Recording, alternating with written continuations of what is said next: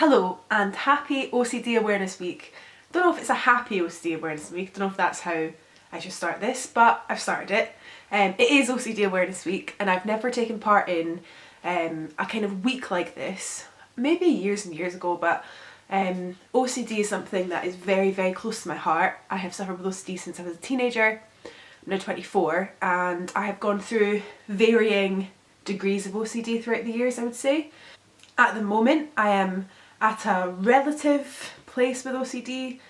How can you really ever kind of see what stage you're in of OCD?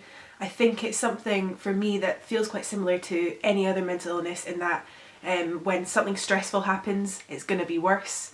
Like when the pandemic hit, my OCD got really bad again. And when I was going through a tough time as a teenager, my OCD was very relentless and there just constantly. So at the moment, I'm kind of at a fairly level place with OCD, but OCD is something that I want to learn more about and I want to kind of teach more about, and I want people to understand OCD more because I think it's a very misunderstood illness, and I think it is probably one of the most severe illnesses I have definitely ever experienced. So yeah, today I want to talk about what OCD actually is. OCD is something I heard about way before I ever experienced it, and what I heard about it was people cleaning and being compulsive about washing hands and stuff like that. And then I saw programs like OCD cleaners and hoarders and stuff like that, and so that kind of just reaffirmed the misconceptions of OCD. I had known a couple of people when I was younger with OCD and just thought, oh, that's weird, that's cool. Alright, didn't actually understand that it was a mental health illness. I just thought they did these things, just did them. And I remember being like, oh cool. And then I experienced my first bout of it and I was shocked by what OCD actually is. So OCD stands for Obsessive Compulsive Disorder.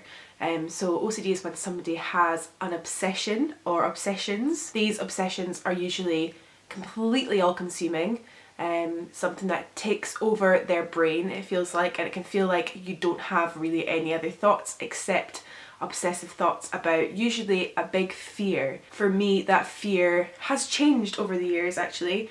It used to be everyone will stop speaking to me unless I do these things, and then as I that fear kind of left a bit, it was overtaken by sick. So if I don't do this or that or whatever, I'll be sick. It feels like to me the more I get comfortable with a certain fear, or the more the fear kind of diminishes a little bit, then a new fear will come up. I think OCD doesn't really care about what the actual obsession is, it's just an obsession.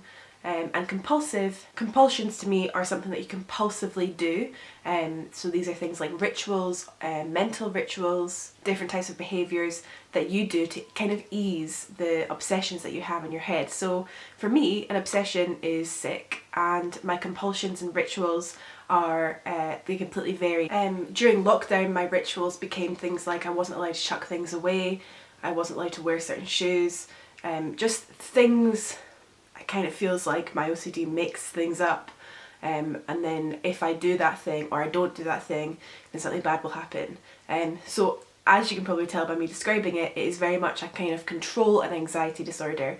OCD is actually an anxiety disorder, and for me I feel like OCD came about when my anxiety was just too extreme for my brain to handle and my body to handle, so OCD came in as kind of like an easer of the situation. With OCD, sometimes the compulsions and rituals can make sense. So if you're somebody that has contamination OCD, so you're worried about things like getting ill, suffering from an injury or an accident or some kind of horrible illness, or you're scared of sexually transmitted illness, all these things, rituals such as washing hands, always wearing contraceptives, being particularly careful if you're a driver, or maybe avoiding things like driving.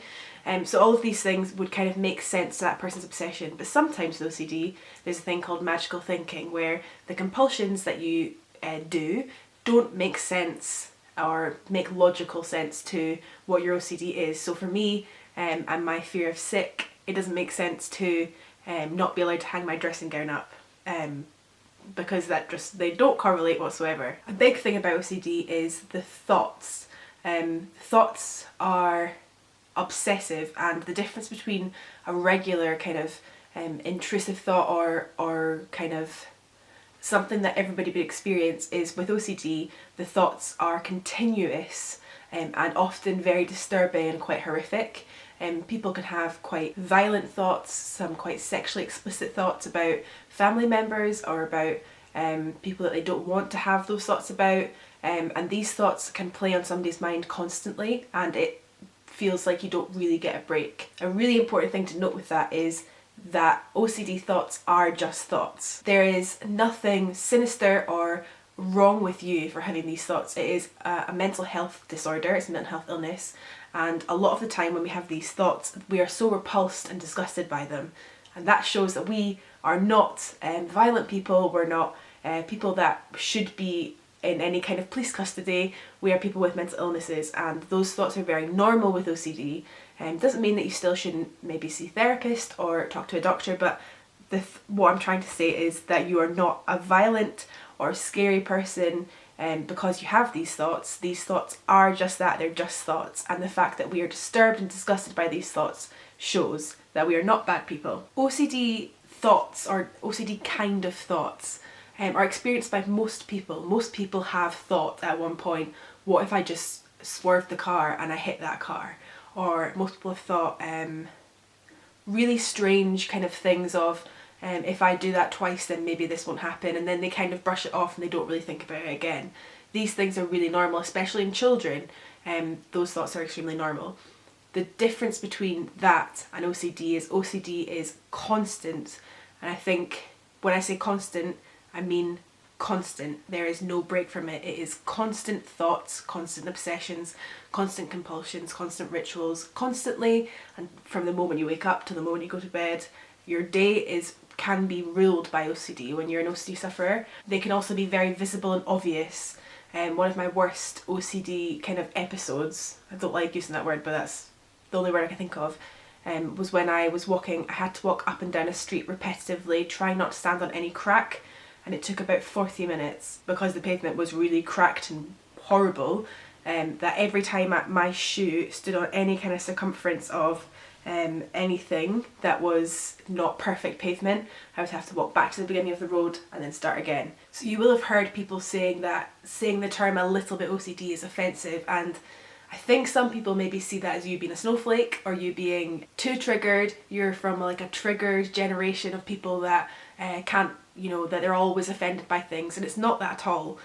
I can definitely joke and laugh about my OCD with people that I love and people that love me and that understand me, and they're definitely allowed to make fun of me like I'm allowed to make fun of them for their things, and that is fine. The reason that the term a little bit OCD is so offensive is because how much this completely takes over your life. Saying that you are a little bit OCD because you like to have things a bit more clean than the average person, or you like things to be a bit more neat. If you're actually using the term, I think Khloe Kardashian said this recently on one of her posts, that she was OCD because she really liked using Febreze or something like that, and it really, really is offensive. And let's be honest, you wouldn't say to somebody that was very, very, very unwell that you didn't feel good. It's like that kind of thing of if you were with somebody that was kind of lying in a hospital bed and they were not doing well and they weren't feeling good, it'd be very unlikely that you'd come and be like, oh, I got no sleep last night, I'm not feeling good, or yeah, I've got a bit of a cold, I'm feeling rubbish, I'm gonna have to go to bed. You wouldn't complain about these things to somebody that's really experiencing it. And I think it's the same kind of thing with OCD of, you wouldn't say, oh, I'm a bit OCD to somebody that is completely all consumed by it. And the thing with OCD is you don't know who suffers with it. It's an invisible illness, it's not something you can see.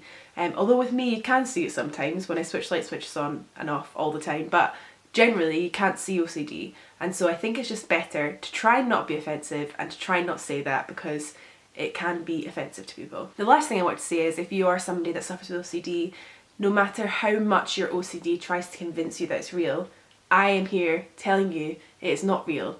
And OCD can be very convincing and can do things in your brain and make you think things that you don't want to think, and make you do these things that you don't want to do, that are taking over your life, that make it really difficult. For a while my OCD actually said I wasn't allowed to talk about my OCD, so that was a whole thing within itself. But whatever kind of OCD thoughts and things that are going on with you, they aren't real. And I always really wanted somebody to tell me that. Because nobody was telling me that it wasn't real, my OCD was kind of like, well, maybe this is actually real. Maybe you actually, you know, have something that means that you can tell the future and you can do these things to save these people. And that's what was happening in my brain for a while. So if you are somebody that needed to hear that, then I hope that you can take that and just let it settle with you a little bit and maybe think about it if you can. And yeah, you can get better from OCD. I want to always say that. It's not something that is going to be like this forever. It's not something that's going to be severe forever. And like I said, I go through fluctuating phases, and right now I'm actually in a good phase with it. Touch wood. So yeah, thank you very much for watching this video, and I'll see you soon. Bye!